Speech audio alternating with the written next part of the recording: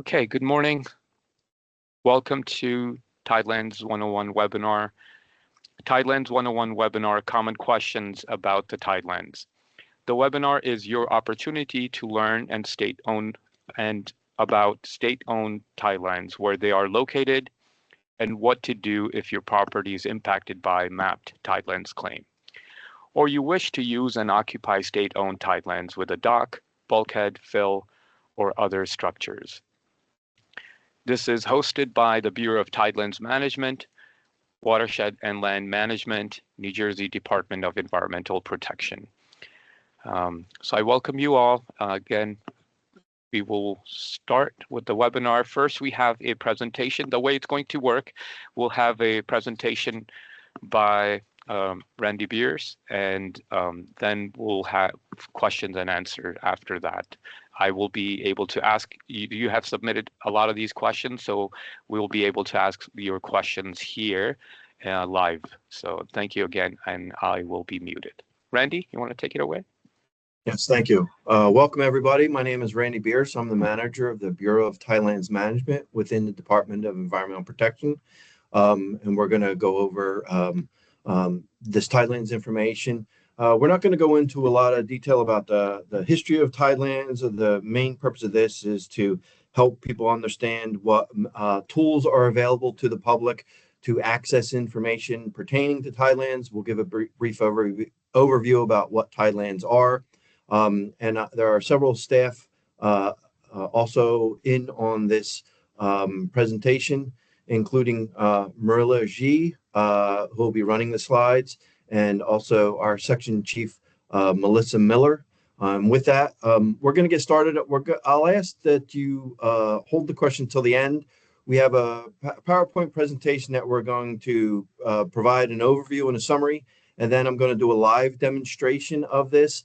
And I think we're going to address many of the questions that people have with this. And then again, once we're done, we can go over those questions that you have. But I think we should be touching upon most of the questions that people have.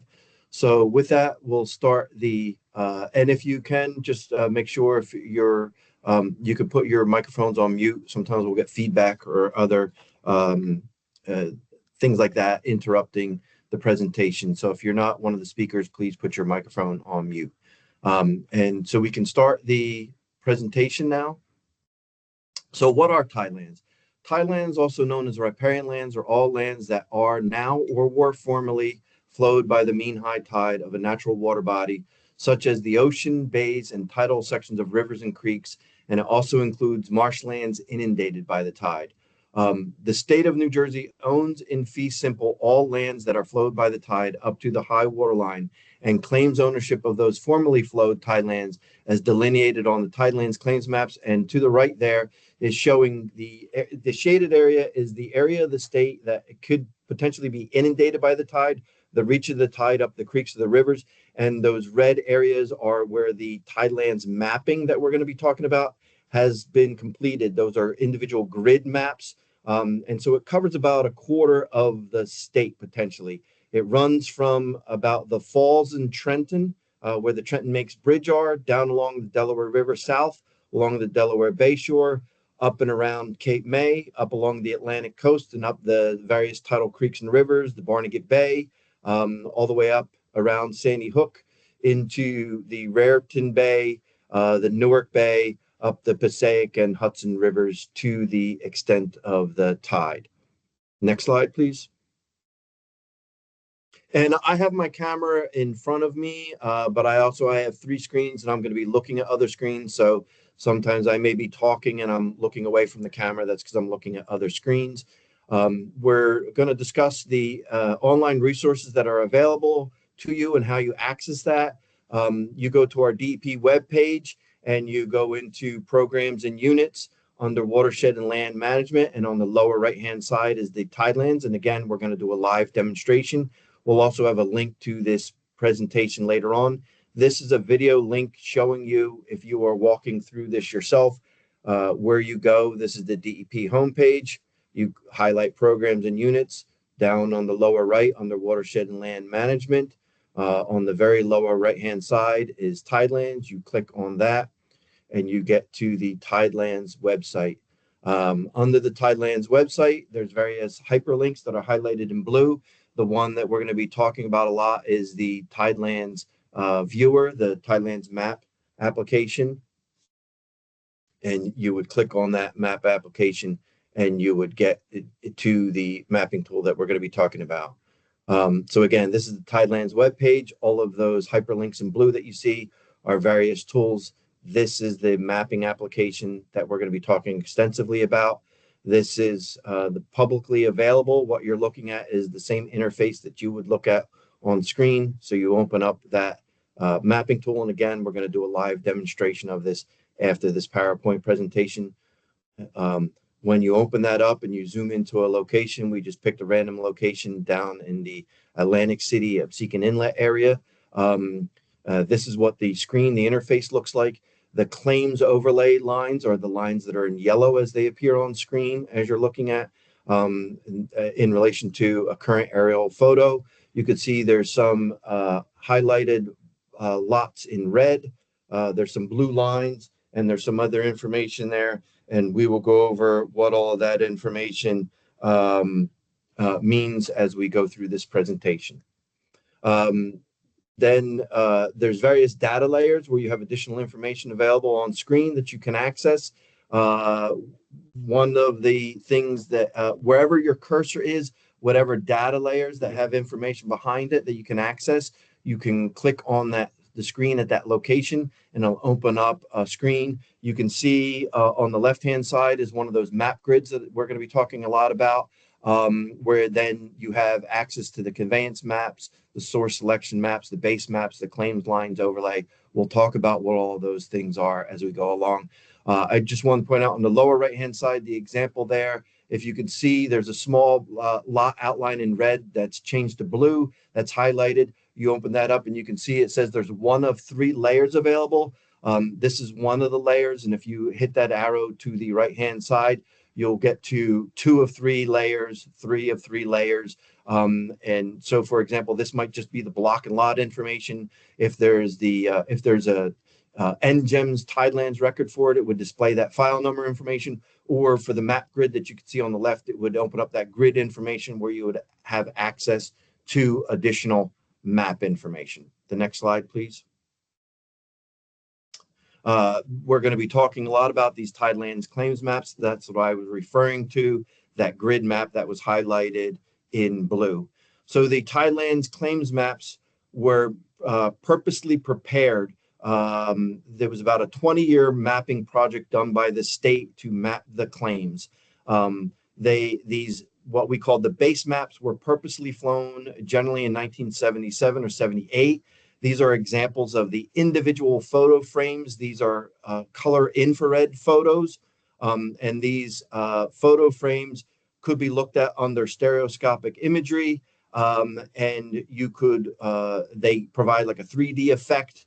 And mapping analysts would look at these original mapping products in relation to these base maps that were created by a company called Mark Hurd Aerial Surveying Company, a pioneering aerial surveying company at the time, who then used these original photo frames to prepare what we refer to as the base photo map. And those are the map grids that we talk about. And that is an example on the right, where these individual photo frames were run through special printers, what they call orthorectified, stretched, so they the scale remained accurate. And they were printed on these black and white images. The original map product is about a 3-foot long by 2.5-foot wide map.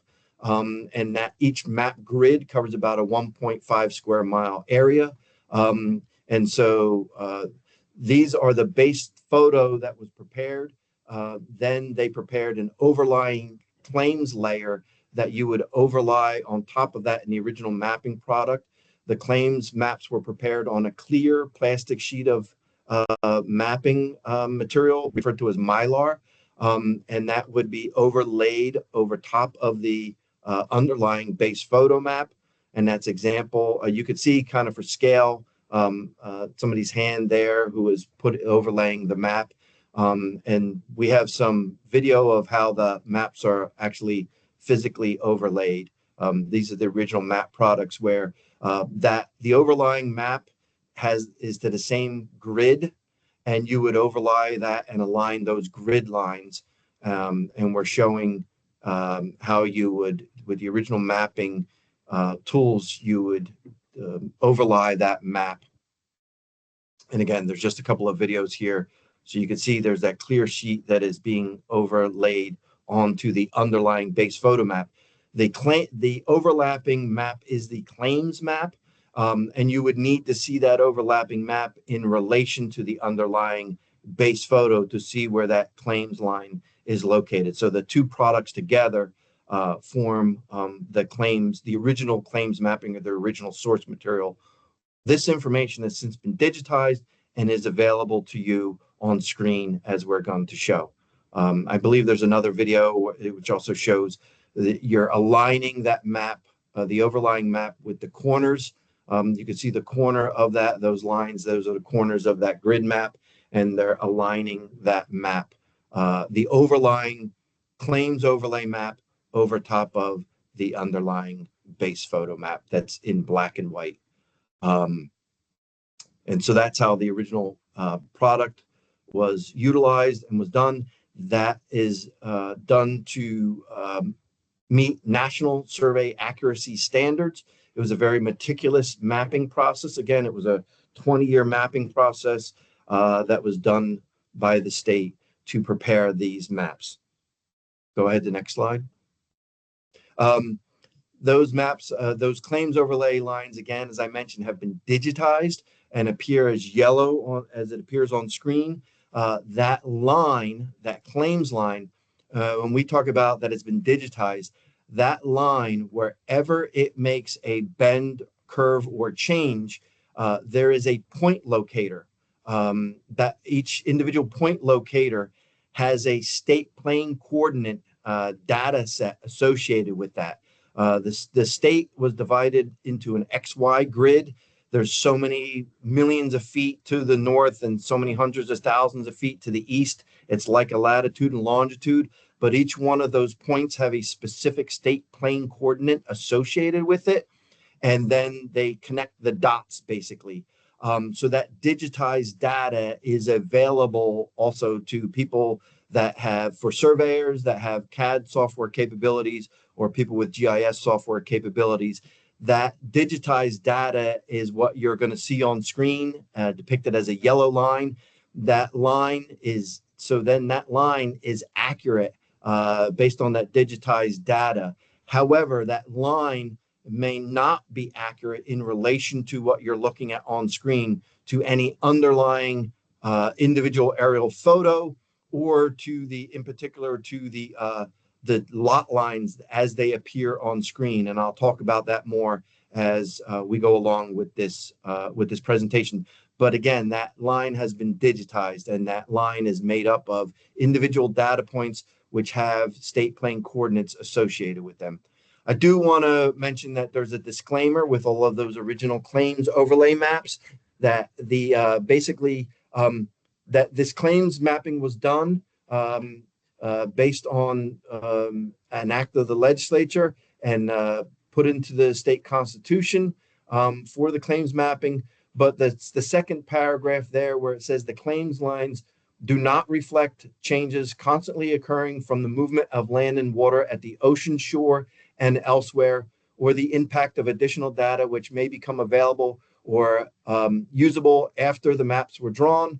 Also, they don't show valid grants made by the state, so forth and so on. The main point of that is what they're talking about is it doesn't account for things like accretion, natural accretion or erosion, sea level rise, as far as the claims mapping is concerned. The state of New Jersey owns all lands that are now or formerly flowed by the tide. So this video that you're seeing is a time-lapsed images. These are various aerial photographies. The first one that you see, it would be the original base photo map, the condition of the shoreline at that time, and that yellow claims line was mapped along that original shoreline. As the shoreline has retreated over time in this particular area that happens to be along the Delaware Bay shore, the state Tidelands ownership would extend to the current mean high water line. So as that shoreline retreats, and that ownership may extend where there's marshlands. It may not be restricted to what would be the visible water or the land-water interfaces that appears on screen, but some of that vegetated marsh area may actually be inundated by the tide, and the state tidelands ownership would extend up to that tidal area. So when we say that these tidelands maps, the claims overlay maps, are not necessarily fixed or static, that's what we're referring to. Typically, the claims lines would be fixed where it's an area that's been historically filled or filled for a very long time, and the claims line is mapping the claims for an area that has been historically filled. So in those areas, the claims line would essentially be fixed, but in areas that are still subject to ongoing tidal, subject to the mean high tide, unless those areas have been conveyed by a Tidelands grant, the state ownership would extend to the current mean high water line. So in this case, the state ownership would extend to the current mean high water line, which in this case is well inshore of the map claim line. The next slide, please. There was a companion conveyance overlay map prepared with each one of these grid maps that you would also overlay, just like with the claims line overlay. And the staff had hand drawn on those maps where Tidelands grants, lease, and licenses had been issued over time. I also want to mention that there is a disclaimer on those conveyance overlay maps that I believe we have a slide showing that this disclaimer. So here we're just showing how the claims conveyance overlay map also aligns with the same grid map, and there's various notes referencing the various Tidelands where there were grants, lease, and licenses issued. And again, we'll talk about that, and we'll give a live demonstration of that.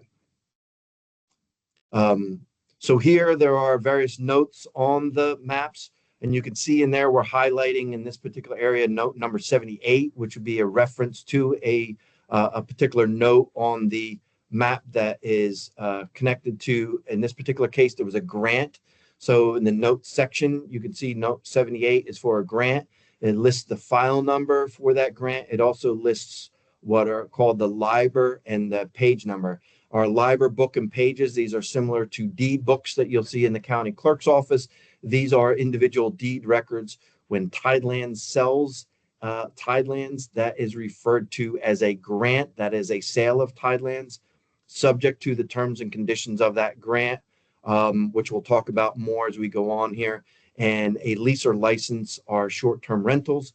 There is a disclaimer on the conveyance overlay maps that talk about the areas, boundaries, and dimensions is shown on that are for guidance only, that you should always refer to the individual grant document for the actual dimensions, any meets and bounds description, or if a surveyor is plotting that, don't rely on the mapping, although staff made every attempt to accurately plot that on those grid overlay maps.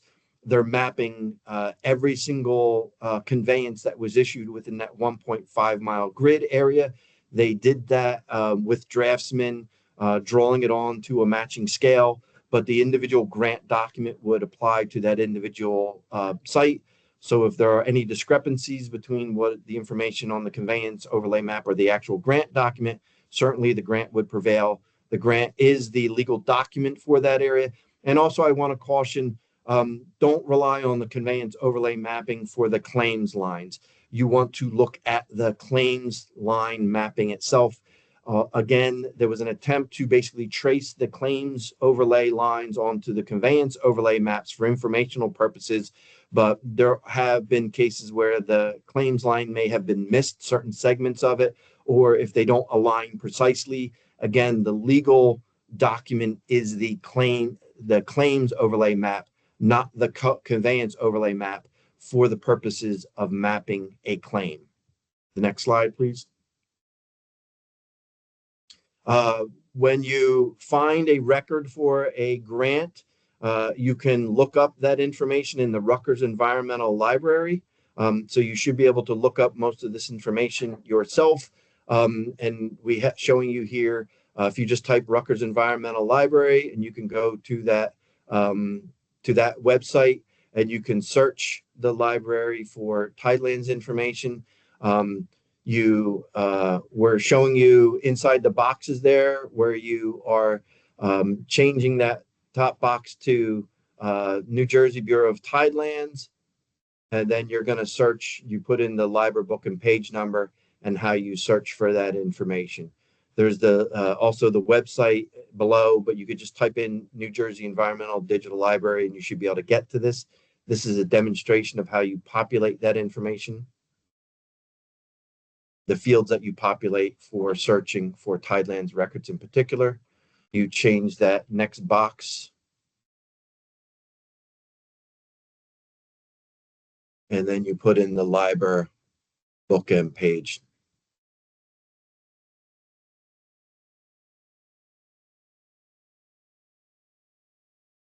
And you can get to that library book, and you should be able to download a copy of that library book and go to the page. And again, we'll show you more of that in a live demonstration. We're just showing you where you can access this information. And we will put a copy of this PowerPoint on our website as well. You can also access Tidelands application forms through that same Tidelands webpage. Again, you can see there's a link to our e-services. You can apply via our online portal system. And that's what we recommend you apply via our online portal system, but it's not mandated at this point. You can still submit application materials by downloading paper copies of our application forms, filling the information out, and submitting it as an attachment to an email to our email link that we have on our website. This is the online portal, the DEP online portal. You can also pay for Tidelands invoices. If you have a current lease or license and you have an invoice, you can pay that. You want to use the pay a paper invoice on the that's shown on the left-hand side, not pay for a license. That pay for a license is for like a hunting or fishing license. You want to click on the pay a paper invoice. You would need a copy of your invoice and for the billing information that you would upload in there and follow the portal process. We're not going into detail explaining this. There's links or information on our website about using the portal. And again, if you're having problems with that, we have a general inquiry or comment section that you can get to, and you can ask Tidelands staff for assistance in helping you through the portal process. For submitting applications, you have to go, if you go back to that last slide, Marilla, please, you want to go into the registered services on the right-hand side there.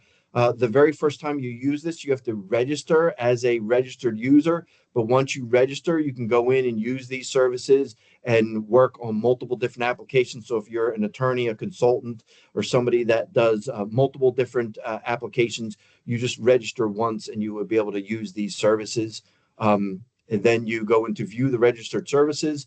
Along the lower right-hand side under Division of Land Resource Protection, there's the list of available Tidelands applications that you can submit through this online portal system. You can submit a license application, additional documentation. Once you have a file number, you can automatically upload additional documentation and it goes right into our database.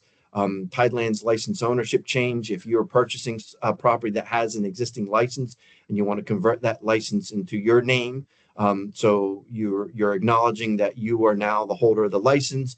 You're providing us with the new owner information, billing information for future bills and invoices to be sent to you, and also new Tidelands application. You can apply for a Tidelands grant, lease, or license through the portal using these registered services. You can also, under our forms and documents page under the Tidelands website, you can also download paper copies of our application forms and submit all of that same information, Tidelands license ownership change, license application information, Tidelands application packages and forms, And there's also in there's instructions for using the mapping tool and the online portal. There's also at the top e-services guidance documents, new Tidelands application submittal guide. So all the things that I was showing you quickly, you can upload a more detailed tutorial or guide for using that information. And also at the top, you have application forms. If you go back to that last slide, Marilla, under application forms, if not using DEP Online, send all applications and forms to. There's a hyperlink there to an email link. So if you are submitting it that way, you send it to that email link and you attach any application forms, filled out forms, surveys, so forth to that. Then once it gets assigned to case manager, if there's additional information or paper copies of anything that may be needed, the staff will advise you. But you just submit what the application forms. It'll guide you in the application. There's guidance documents for what's required for the application. Submit all that information, send it via the email or via the online portal. Next slide, please. If once you have a data file assigned in our current system, you can also use what's called our data miner. This is a DEP wide, and we're showing you where you can look up data miner, and you can search by that file number for records or information. And this is where you go and fill out information. Again, you can utilize that site. Look at it. We're not going to go into detail looking at people's any individual application at this point. We don't want to highlight any particular individual's information, but know that the tools are there.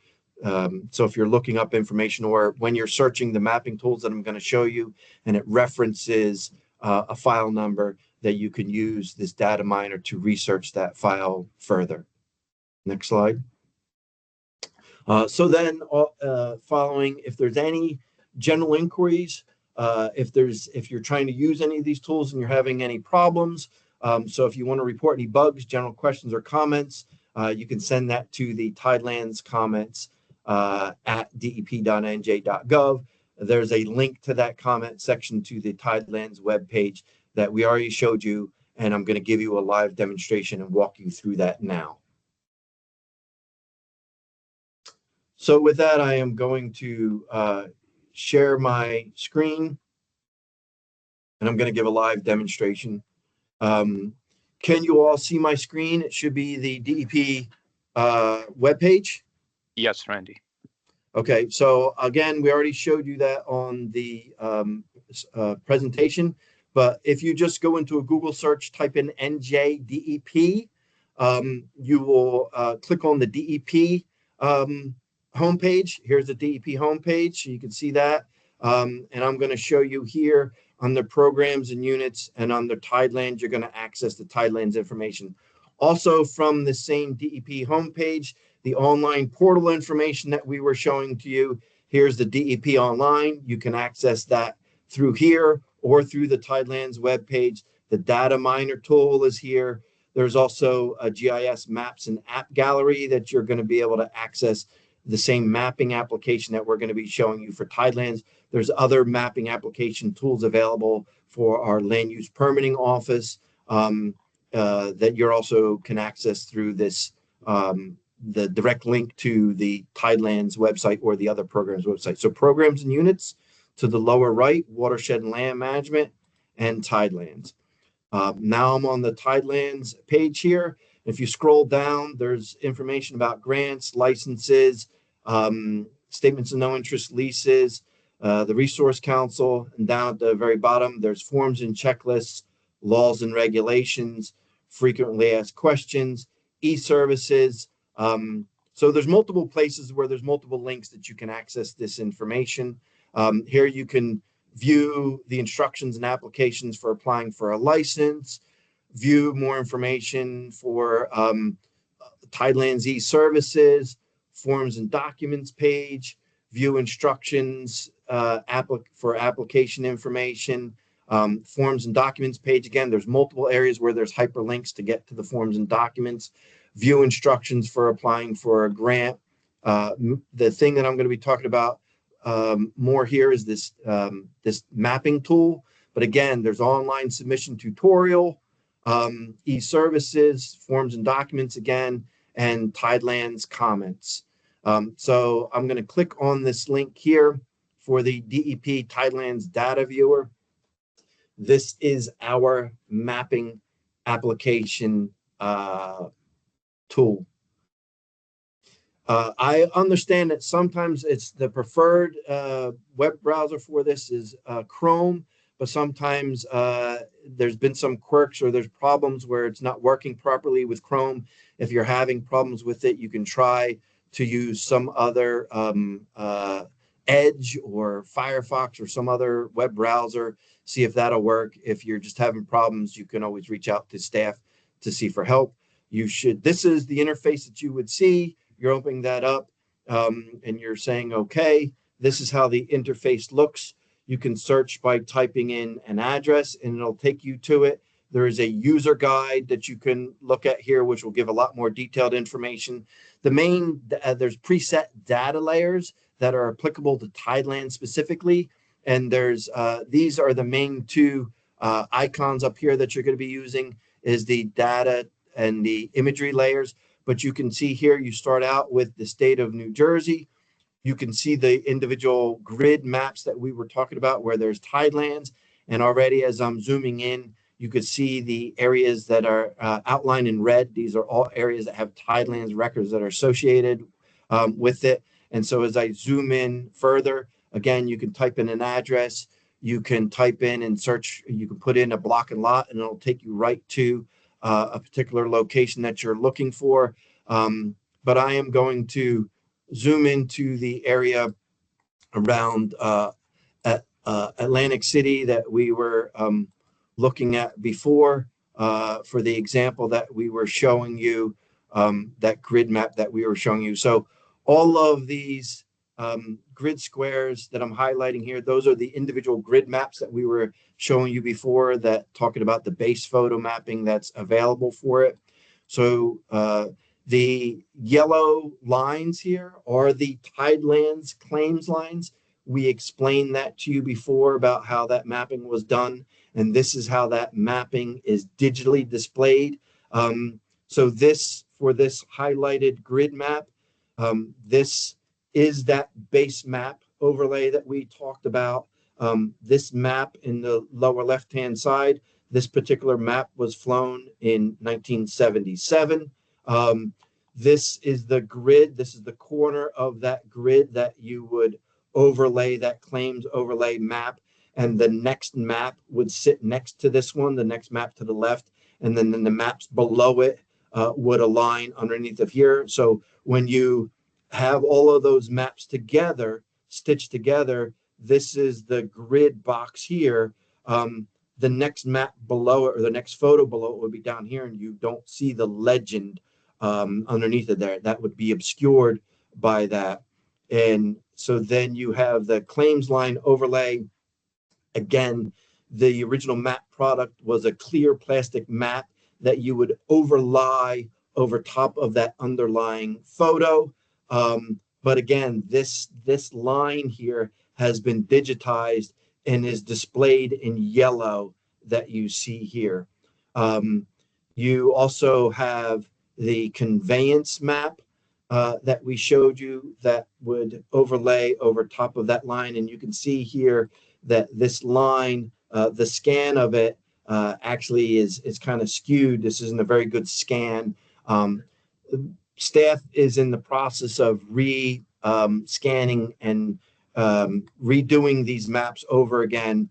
And making these, we currently don't have these available externally already overlaid for you to view. But if you do have GIS capabilities, you could use georeferencing tools and snap in the corners of these maps and make it in an overlay format that you can see and make it transparent so you can see under that. I'll show you that a little later, a mapping tool that we have available internally that we already have those capabilities. For a variety of reasons, technical reasons, we're not able to host that out to the public at this point. We're always looking at making improvements to this information. Just want to let you know that this claims line is one overall line, but the claims line is made up of various segments. So there's the different source of this line could be from different sources. So there's the source selection map that you can access. I won't go into this too much, but you can just see here it's color coded. So the different segments of that line could be based on the 1977 photo, a 1940 photo, an 1863 Coast and Geodetic Survey.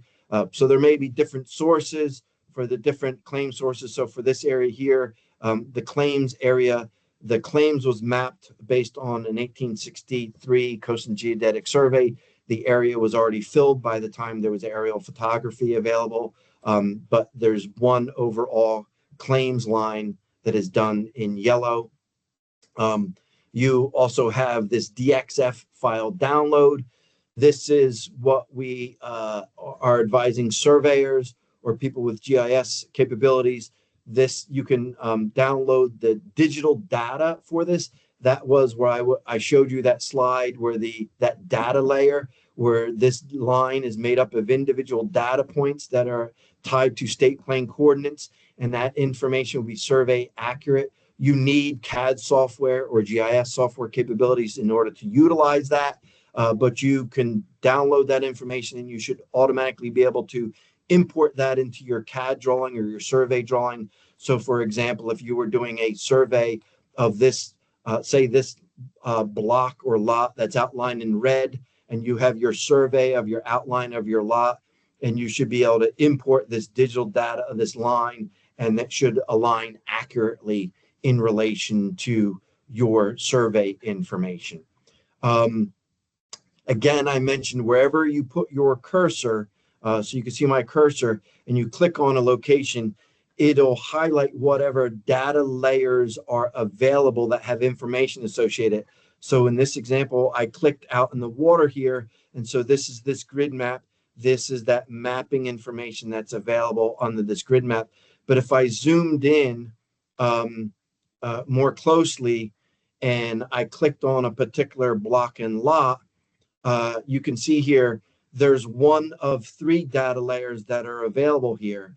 So right now, this is giving me the file number. So because it's outlined in red, I know that there's a current Tidelands record associated with this particular block and lot.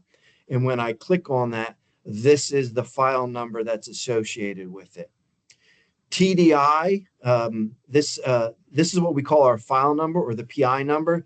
So if you're ever asking staff for information and you have a file number, please give us as much information as you can. Give us the file number, give us the block and lot, the town and county, give us the address, give us as much information that you have, and that will help us look up information. The second set of numbers, TDI refers to a license, TDL refers to a lease, and TDG refers to a grant.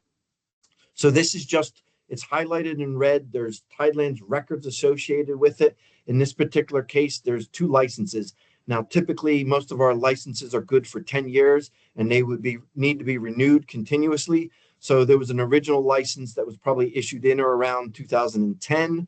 And there was a second license issued the application beginning around 2023, issued in 2024. And then I'm moving this arrow up over here because there's one of 3 layers available. I click on that arrow and it's going to give me the next layer that's available. This is showing the next layer that's available is this grid map. And that is, you can link to all that other mapping information that I was showing you. And then as far as the third information is available, this is just the parcel information and the site address. So that's the data that is available, the data layers that are available, and that's how you utilize these tools. For Tidelands, as the information is digitally displayed, anything that has a Tidelands file record. And for Tidelands, this would be in our newer database system that's known as our NGEMS database system. That stands for New Jersey Environmental Management System database system. Tidelands started using this database system in or around 2009. This database, it puts in, when there is a block and lot associated with a file number, you put that information in the NGEMS database system, and we use programming to basically link that data to the GIS data. So if there is a record for a particular block and lot, and based on the parcel mapping or the block and lot mapping overlay data, if there is a data match, it automatically highlights that block and lot in red. And that way we know that there's a data connection or a data link. We know that there's a record for any of these block and lots highlighted in red. That means that there's some type of Tidelands record associated with it. We no longer draw or trace out the boundaries of the grants, leases, or licenses. It just means that there's a record associated with this block and lot. So don't assume that just because this red lot is highlighted that there's a grant that extends out into the water. That there is, all this means is that there's a record associated with this block and lot. And if you highlight on that, you can find out the file number. In this case, TDIs or licenses. So there's just licenses associated with this block and lot in the NGEMS database system. If something does not have a discrete block and lot associated with it, we also have lines, points, and polygons. And under here, these are our data layers. You can turn on, we automatically default to certain data layers that are turned on that you're mostly going to utilize. So here, these are Tidelands unmatched points, unmatched lines, unmatched polygons, aquaculture areas, Tidelands parcels. So I'm going to turn this Tidelands parcels on or off, and you're going to see that those red outlined areas turned on and off. The unmatched lines here, clicking on that, and so it's turning on and off those lines. And these would be the unmatched points. And you can see here these blue dots. These are what our points look like, and I'm turning on and off these points. Anything that's not associated with a particular block and lot, we put in as a point, line, or polygon locator. So you know that any of these blue lines, points, or polygons also have some type of Tidelands record associated with them. And if you click on that point, line, or polygon, you can get the file number that's associated with it. So this would be a Tidelands grant for the US Route 30 bridge over Penrose Canal. So there's a grant for this road crossing. I click on these lines. Excuse me, I didn't get on the line properly. And there is, this is usually for like some long linear feature, a road, a utility project, gas lines, electric lines, sewer lines, things of that nature. Those are what would be a line, and things that are polygons are usually things that are out into the water. Oftentimes these may be some type of aquaculture thing. That would be what we refer to as a polygon. Again, that doesn't have a parcel match or a block and lot match. So we plot that polygon out in the water. And so anything using this Tidelands application tool that is highlighted in light blue for a point, line, or polygon, or any parcels that are in red, you know that there's a Tidelands record associated with that. One of the other things that I want to also show in here, we don't automatically have this turned on, but there is a Land Resource Protection Program interest link here, and you can click that on, and that provides, this is where there's all land use permitting records. So these would include any land use permits, such as a waterfront development permit, CAFRA permit, flood hazard area permit, freshwater wetlands permit, things of that nature. And any of those individual records that you highlight, you can click on those individual icons, and it'll give you the file number or the information. This would also include, because Tidelands uses the same file numbering system, that'll include Tidelands files as well. Sometimes too, we found that sometimes there's problems with the data where data connections get lost. And if you're not seeing any of these red outline parcel layers and it's not working or functioning that day, that's a hint or a tip. You can always turn on these land resource protection and you should be able to see the records there as well. But that's not automatically defaulted to being on. And so there's other, you can put on block and lot labels, and that'll put on block and lot labels, but we don't automatically have that turned on. So there's different things that you can turn on or off.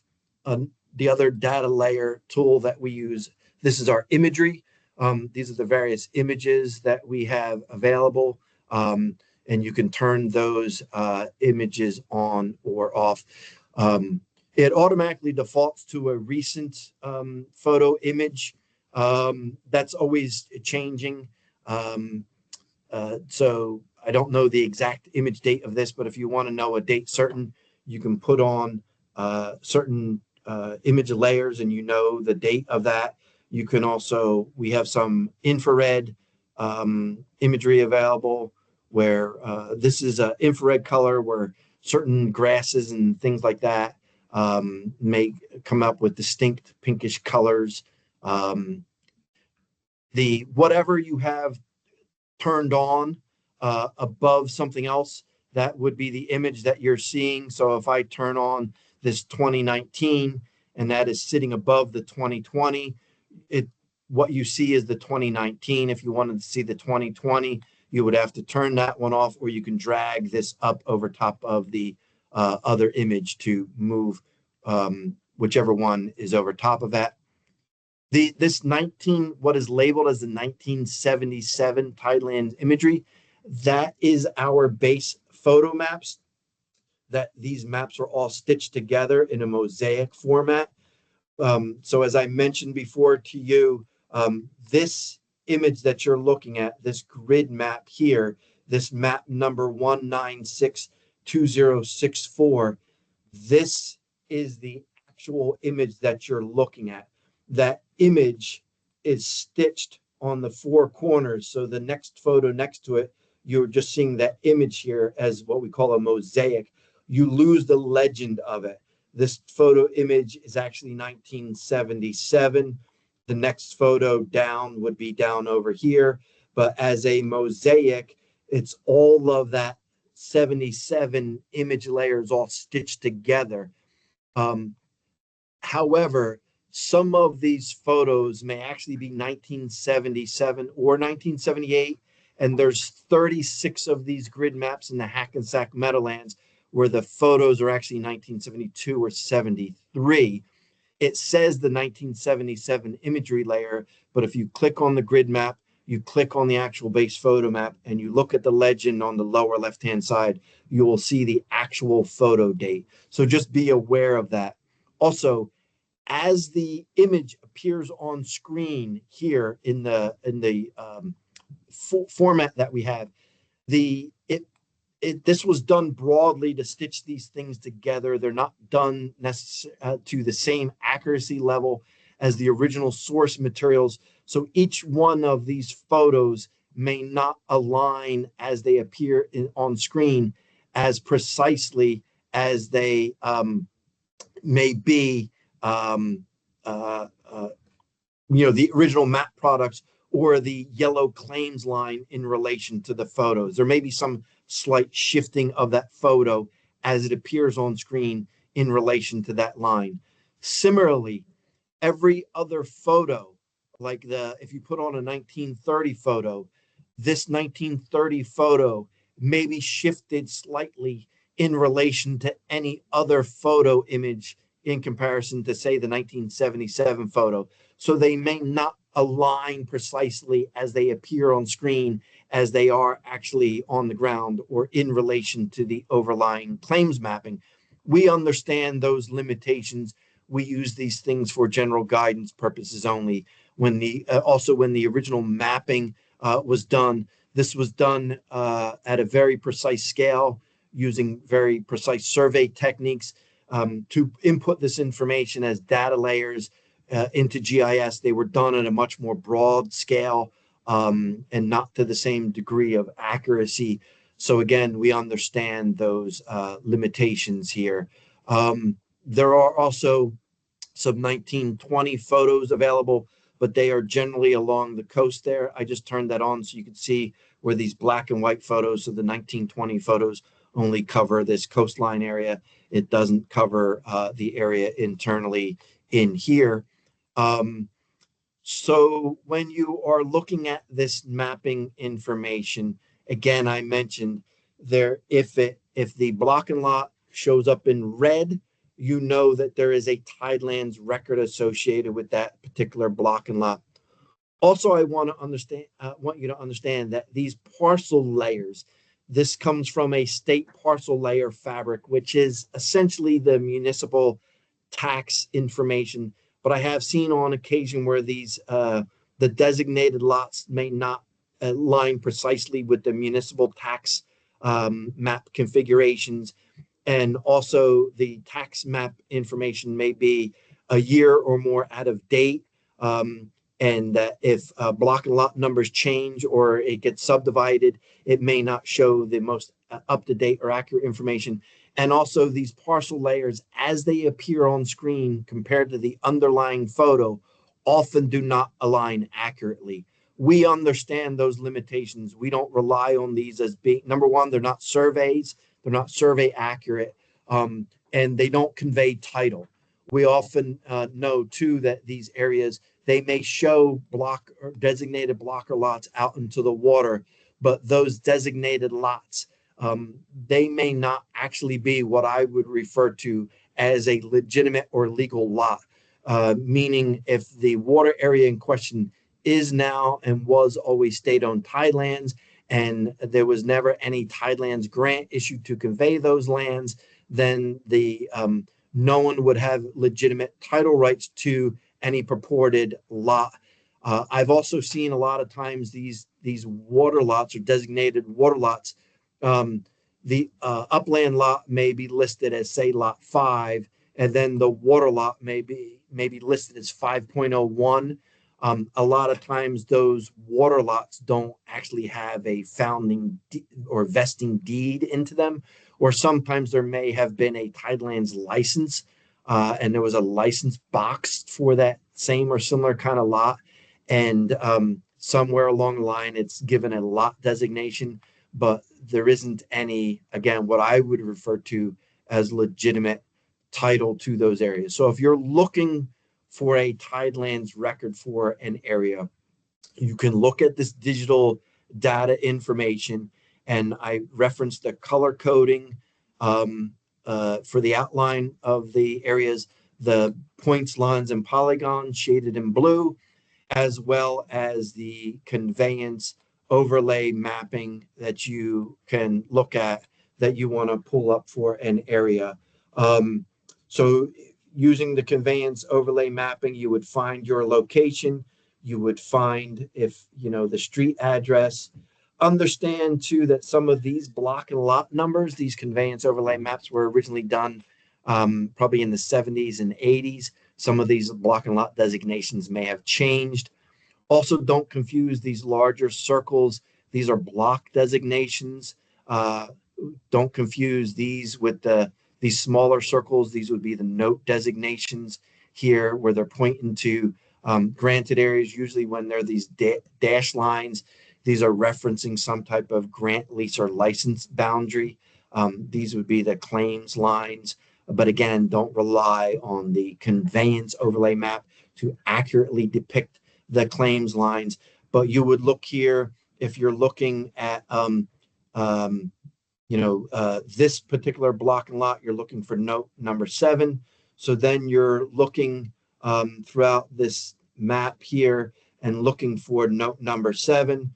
Here, there's a grant to Roberta Russell from 1984, library W6, pages 91 through 96, and the old file numbering system file 830046.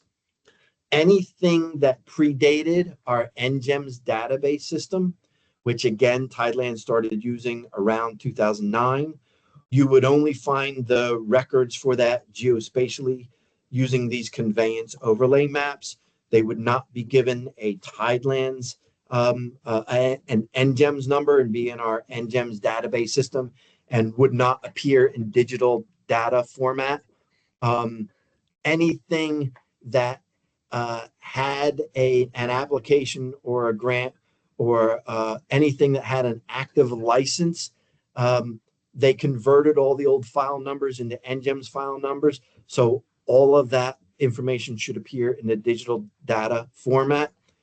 Tidelands. So again, anything that predates NGEMS, any old grants, you would use this claims overlay map. Anything newer, you would look at our digital data, and between the two sources of information, there should be no gaps in information, because there were staff that were still hand updating these claims overlay maps up until about 2018, 2019. And there was about a 10-year overlap when we started using the NGEMS database system. And so that digital data would be displayed. So there may be a 10-year overlap where the information may be displayed both on this conveyance overlay map as well as in the digital data format. And so between the two, there should be no data gaps. I also want to stress that, again, the version that is available to the public of this map may not be the most hand updated version of the map. So sometimes you may have a title search done, and some of the title companies that specialize in Tidelands title searching they rely on our mapping information. They have access to our mapping information. They may be utilizing the more updated, hand updated version of the map, and they may send you a Tidelands report showing some Tidelands records that you may not be seeing on this particular map. But as long as they're referencing the same map number here that's referenced in the lower right-hand corner of the map, they just may have a more updated version of that.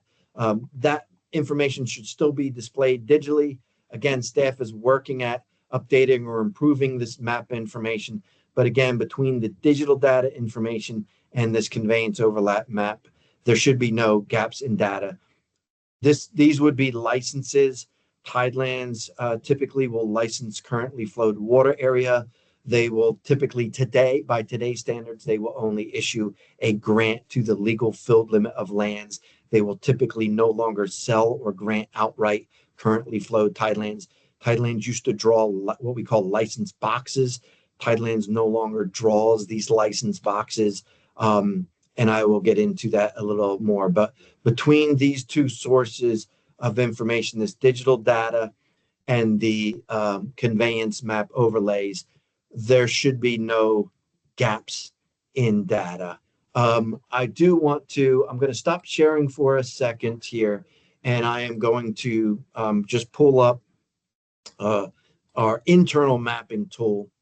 The interface is very similar to the publicly available tool that you have, but we do have a few data layers that are available internally that we're not able to host out externally to the public for either a variety of IT and data record keeping information, or some of the imagery that we have available to is copyrighted, and we don't have hold all the copyrights to it. Those photos may have been flown under a state contract for a specific purpose that we utilize for our mapping, but we're not able to host that out because that is copyrighted.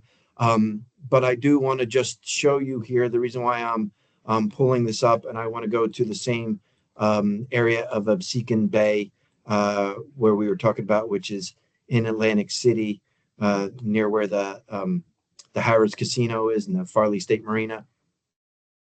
One of the things that we have available internally, the interface of this is essentially the same as what you are. You can look at using the tools that you have, but we have the conveyance map already overlaid. If it comes up here in a mosaic format, it just was popping up. I don't know why it's not popping up now. They always say never do a live demonstration, right? It doesn't. There we go. So this, we already have this stitched and overlaid that I mentioned to you. So again, you can click on this. You can pull up the conveyance overlay map. If you have GIS skills and capabilities, you can georeference and stitch these four corners in and make it as an overlay, just like we're looking at here. And then we can make this overlay transparent so we can see through it and you can see the underlying photo in relation to any of these note sections. So you can see where these grants align in relation to the underlying photo. Again, with the understanding of the discrepancy that these lines may not align precisely, that you should always use the particular grant document. One of the things I mentioned before about like parcel layers and so forth, where you can see that there does apparently to be a grant here, but the grant boundary lines don't appear to necessarily align with the parcel or lot boundary lines. So the lot boundary lines, they don't represent legal boundary lines. They may not be accurate. We use them for guidance purposes only. But this is how the information looks and how you compare it to each other. It wasn't available for this area here. Over here, that's because, as I mentioned before, that conveyance overlay map, it's a bad scan. Feeding these old maps into the machine sometimes was difficult. Sometimes if they had a lot of notes or something like that, it couldn't be scanned cleanly. That's kind of crooked. That's why this one is not available as an overlay, as you see here. And those are part of the data, the things that staff is working on fixing. We're also working on digitizing the historical grant information and making it as a digital data layer, where in the future, we're basically tracing where there's grants on those maps, and there'll be a hyperlink and it'll reference where there's an outline where there's a grant. And in the future, there'll be a hyperlink where you will be able to get to that actual grant document. That is a work in progress. There's over 1,600 of these individual grant maps. There could be hundreds, if not thousands, of individual conveyances on a particular map. So this is a long-term mapping project that staff is working on. So that is an overview of our all of our mapping tools. With that, are there any other questions that anybody has? And Sure. Okay, Randy, I'll take it. Thank you so much. That was wonderful. Lots of information. And we do want folks to know that there will be a recording of this session and along with the slides that we have shared. So this information will be online, made available online for you to, watch and review and go over. So again, thank you, Randy, for that introductory remarks and, to background on the mapping tools and going through the live demo. So next, I just want to remind folks, it's 11:36 right now, and we have until 12 noon. And so we will take questions here at this point. We received your questions through registration process once you registered and you sent it in. So I have Kristen Swanton from, and they're asking to better understand Tidelands' role in relation to other regulations, such as CAFRA and waterfront development. So they're talking about CAFRA and waterfront, and how does Tidelands relate to these two? Sure. So Tidelands is a property ownership. The CAFRA and waterfront development are regulatory laws. It regulates certain regulated areas. Basically, the waterfront development area are all of those areas that are at or below the mean high water line. There's also in the northern part of the state, there's also upland waterfront development, which I won't get into too much detail. But waterfront development applies to all of those lands that are at or below the mean high water line, whether those are man-made or not, whether those are previously been conveyed tidelands, whether if you have a grant for an area, but there's still water in the area, you would still need to obtain the necessary regulatory permit approvals. So if you're again, if you're building something like a dock, filling the water, or doing anything like that, you would need a waterfront development permit because you're doing that activity in a regulated waterfront development area. So those are regulatory standards and regulatory requirements. Oftentimes, tidelands may overlap. Oftentimes, if you need a waterfront development permit for, say, a dock, you may also need a Tidelands license for that dock, and that may be a condition of your permit, but that's not always the case. If, say, for example, you're building a dock within a man-made lagoon, and that portion of that lagoon is not overlapped by a Tidelands mapped claim area, then you would not need to have a Tidelands license for that, but you may still need to have the waterfront development permit in order to build that dock structure. Similarly, CAFRA applies to the upland area. So in the upland, from a CAFRA perspective, you may be regulated in the uplands, and you may need a CAFRA permit to build in those upland areas, but you may not necessarily need a Tidelands. If you're overlapped by a Tidelands claim, you may not have clear title to that property. And I'll give you an example of what I'm talking about right now. So I'm just going into some random lagoon spot. And here's where there's a man-made lagoon where the lagoon itself typically would not be claimed Tidelands because this is a man-made waterway.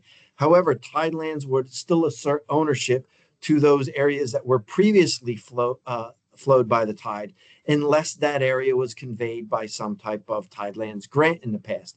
So if they like this portion of this lagoon that is overlapped by this claim, if it were not previously conveyed by a grant and somebody wanted to have a dock out into this portion of the lagoon, they would need to have the necessary Tidelands approval as well as a waterfront development permit approval. However, a dock over here that is not impacted by any Tidelands claim, they would need the necessary waterfront development permit, but they may not need Tidelands. Similarly, on the uplands, if you're building on the upland area, this area is mapped as being claimed. So this property owner would not have free and clear title rights to the upland of the property that was claimed, that was formerly flowed. If they were to say rebuilding a house on this property, they may need a CAFRA permit for the construction of that house being in a regulated CAFRA area. And they may also need to clear title to the Tidelands claim area that affects the uplands of the property. But this property over here, they may need a CAFRA permit to reconstruct the house, but they would not need any Tidelands because they don't have any claim impacting their property. Thank you, Randy. So Yes. CAFRA and waterfront development are regulatory standards for regulated areas. Tidelands is a property ownership, a proprietary ownership issue. Thank you again, Randy. That was great with the examples and aerial images. So this way, the audience, the folks who are watching, have a good idea of what we're talking about when we talk about the regulations and CAFRA permits and other types of permits. So here's David Paolo, I believe. Can a Tidelands lease be bought out to become a Tidelands grant? It depends. Depends what it's for, and also understand that we didn't get into too much The Tidelands are actually overseen by the Tidelands Resource Council, which is a 12-member body appointed by the governor. They act as stewards on behalf of all the citizens of the state to oversee the Tidelands. The Tidelands Bureau within the Department of Environmental Protection serves the Tidelands Resource Council. So everything that we do is to serve the council. The council, as the proprietary owner, the council has broad discretion in deciding what types of documents they are willing to issue. The Tidelands Resource Council is under no obligation to sell the state-owned Tidelands. And it's been in the past, Tidelands used to issue grants to extend out into the water, but Tidelands for a very long time now, since about the 1970s, generally no longer will sell currently flowed Tidelands. Tidelands will typically generally only sell to the current legal filled limit of those lands. And typically, Tidelands requires a lease for houses over water. And so typically for under longstanding council practice, if it's for a house over water lease on a natural waterway, Tidelands would typically require that that lease be continued in perpetuity and likely would not approve a grant for that type of structure. Okay. Thank you again, Randy, on that one. Now here we have Nicholas Tufaro asking about where are Tidelands jurisdictions in Lower Raritan watershed, and how do Tidelands impact conservation efforts and local development goals? Again, Tidelands is a proprietary land ownership issue. So the state of New Jersey owns all lands that are now or formerly flowed by the tide. We would look at at the mapping and the Tidelands claims mapping, and those areas that are currently flowed by the tide or mapped as being claimed. So I am just looking at the Raritan Bay here. I'm looking at that Tidelands mapping viewer tool that you all have access to. As you zoom into your particular area close enough, the Tidelands claims mapping would automatically appear as you get close enough. And you can see where the areas that were previously mapped as being claimed. However, I caution, like in an area here where it is still currently flowed by the tide, the Tidelands ownership in this case would not be restricted to the claims mapping, which I'm going to assume in this case probably aligned more along the lines of where the shoreline existed in 1977. And remember, what you're seeing here in black and white, you may say, well, how come the claims line isn't done as it mapped along down here, the visible land-water interface? This vegetation type, which they originally looked at original color infrared aerial photos and stereoscopic imagery. There were certain signature characteristics that they could identify specific vegetation types. They also had ground truthing where they had people go out to the site to verify what the analysts were looking at in photos were what was encountered on the ground, and also that it was inundated by the tide. So in this particular area, it looks like this marsh area that the shoreline is eroding more, and that the extent of the tidal flow may extend even further up into the marsh here. So it really depends on where is the mapped claimed area, what is the site like now, where is the current mean high water line, and has there been any Tidelands grants, leases, or licenses for the area in question? Those are all of the questions that we have to look at.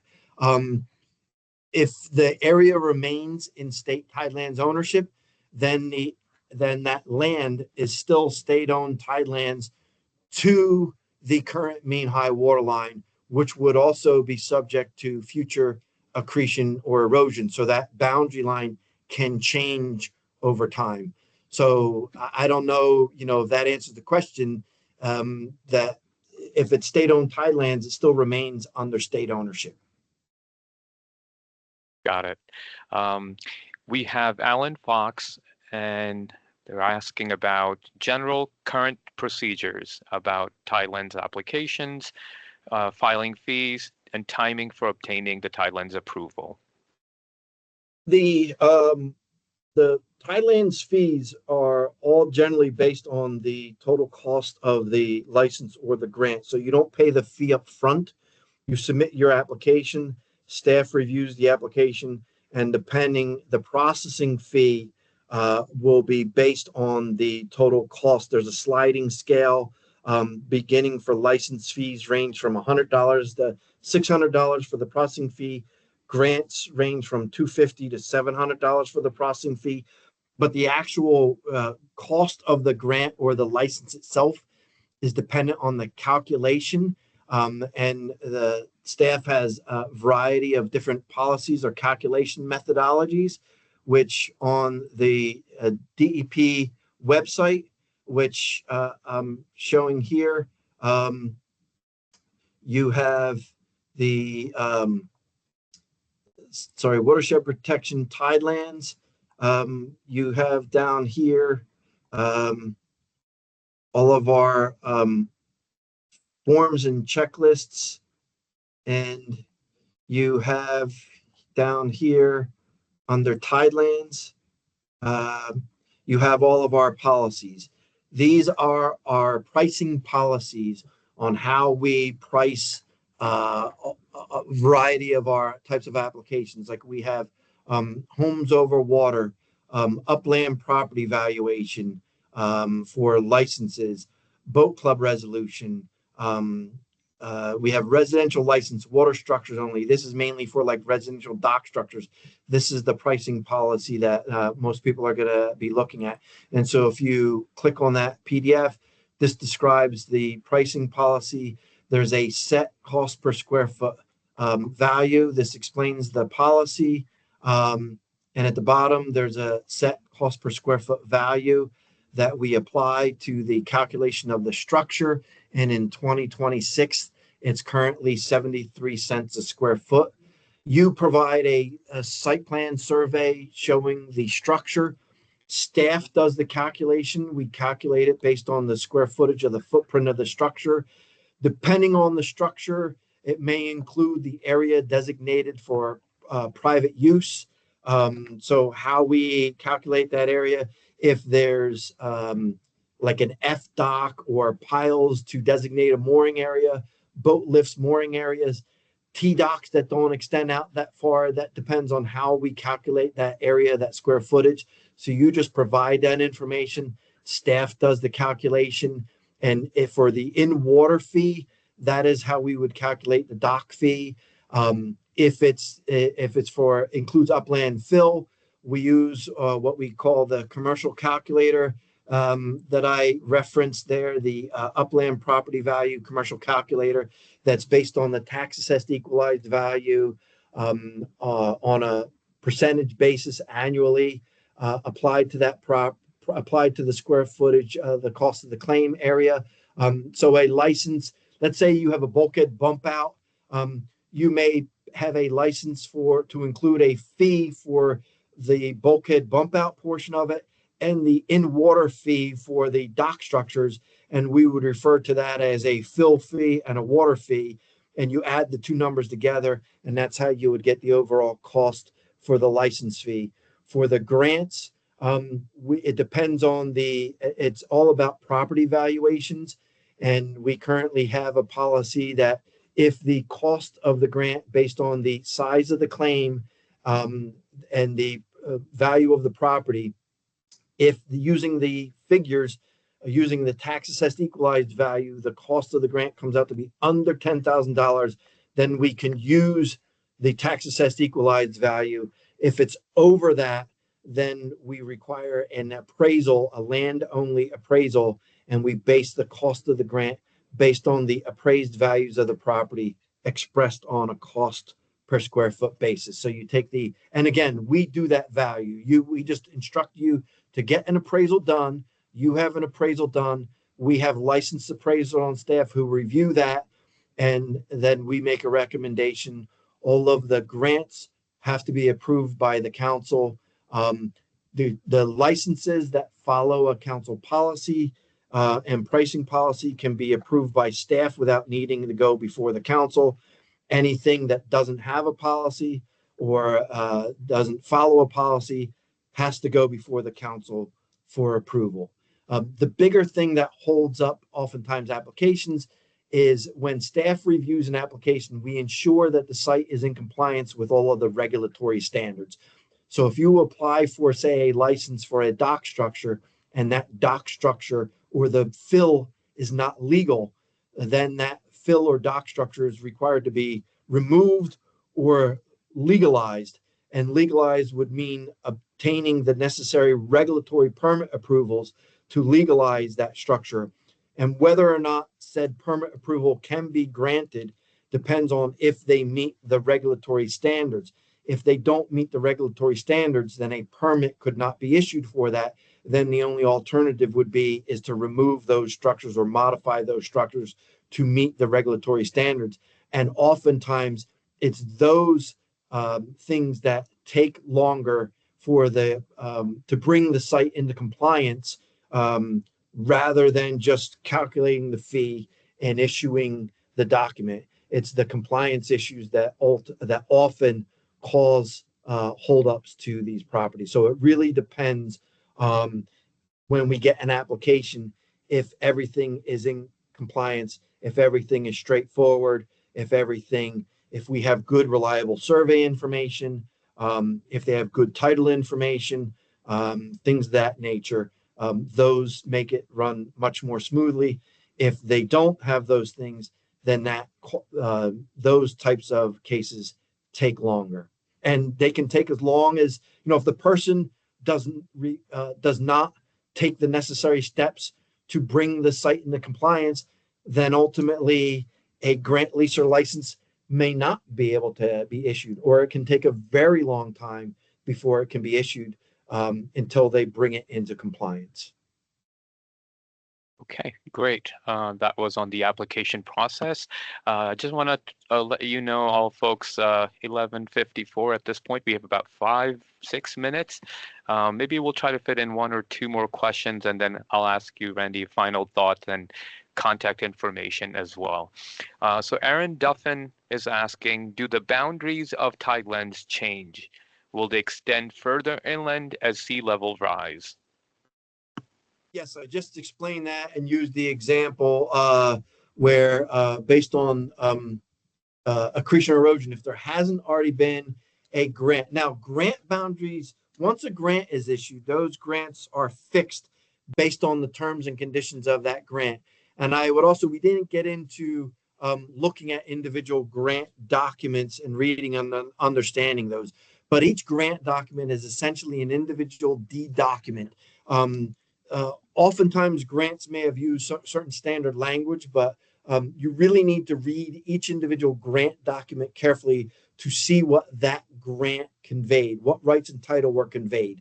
And in the past, they may have granted the right to fill outshore in the water, and they may have set or established what we call a bulkhead line, and typically that is the limit of solid fill.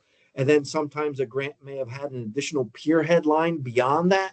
And usually between the bulkhead and pier head line, it may have allowed dock type structures only, but no solid fill. So those boundary lines are generally fixed. But again, that is for conveying rights and title for property boundaries purposes. It would still not, if you have a grant that extends out into the water and there's a bulkhead line per the grant out into the water, you would still need the necessary regulatory permits to build or fill out into that water today. You just because you have the Tidelands title rights to do those activities, you still need to meet the regulatory standards. If you were along a natural waterway and that is subject to further sea level rise or erosion, as we showed, the state and that area has not been granted, so there's not a boundary for that grant that fixes that boundary. Tidelands will continue to extend to the current mean high water line. So yes, Tidelands will continue to extend further inland as the mean high water line extends further inland. So that's where we said that the Tidelands lines are not necessarily fixed or static, where it is still currently flowed by the tide. Okay, so they're dependent on the tide, as we've mentioned earlier. Thank you. Last one, I would put that, we have about 3 minutes, and then Randy, contact information or where they could go. You've shared that information, but anyhow, if you want to reshare it with there, because there were some people who may have joined later and they have asked the same question. Karen Hanny is asking, what is required of a homeowner if they find there is a septic system in a tidal area on their property? I don't know what again, Tidelands has to do with property ownership. For septic systems, you would, I'm assuming you're referring to in what would be considered an upland or above the current mean high water line, whether or not there's an overlapping map claim area for Tidelands, but you would need to meet whatever regulatory standards are for that maintaining that septic system. So I assume that there's various possibly land use permits and water permits that you may be required to have in order to use and maintain that septic system.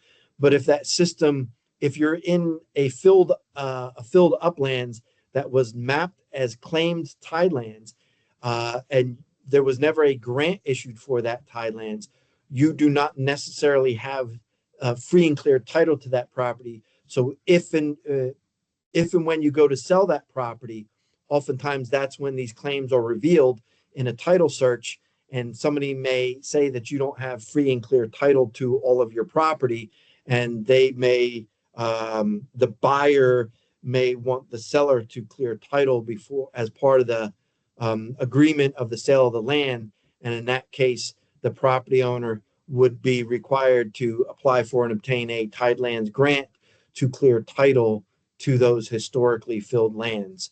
Most of what Tidelands does for grants nowadays is just that, clearing title to those properties that have a mapped claim overlapping their property, and that claim was never previously conveyed by any grant. And if it was never previously conveyed, then in order to get free and clear title to the property, somebody needs to apply for and obtain a Tidelands application to clear title to that area now. And I just want to stress too, even on those former streams, just because somebody may have gotten a grant upstream from you, that does not extinguish the rest of the claim further upstream from that property. So just because somebody gets a grant to extinguish a claim upstream from you, that grant does not extinguish all the remaining claims behind that. So again, everything is looked at on an individual case-by-case, site-specific basis. So to provide more specific detail on any individual case, we would need information about that specific case. And I'm looking here, showing you here the Tidelands comments in our Tidelands webpage. If you have questions, you can always go to the Tidelands comments at dep.nj.gov. Again, please provide us with as much information as you can: address, owner, block and lot, any file numbers. If you want to give us a screenshot of an aerial photo of your location and show us that, if you want to give us a screenshot of our Tidelands mapping that you're looking at, if you have any specific questions and send that, you can include all of that in the email. The more information that you give us and the more specific information that you're looking for, the more that we can help you. Okay. Thank you, folks. The time is 12:01. At this point, we will conclude here. I would like to say thank you to Mr. Randy Beers and the Tidelands team who has been able to share all of this information with you. And again, we will share the recording of this video and the slides that were presented today on our outreach WLM website. And all you have to do is perhaps Google search Tidelands Webinar 101, and you will find this information. The folks who registered with their email addresses and questions, or even if you did not submit any questions, we will send you a link to respond, reply to your emails and send you a link as well to this information. Okay, thank you and have a good day. And let me just right before we leave, if there's anything that we didn't cover today that you have questions about, you can send that to our comments questions, and we can answer those, or perhaps future presentations to address those questions. Thank you.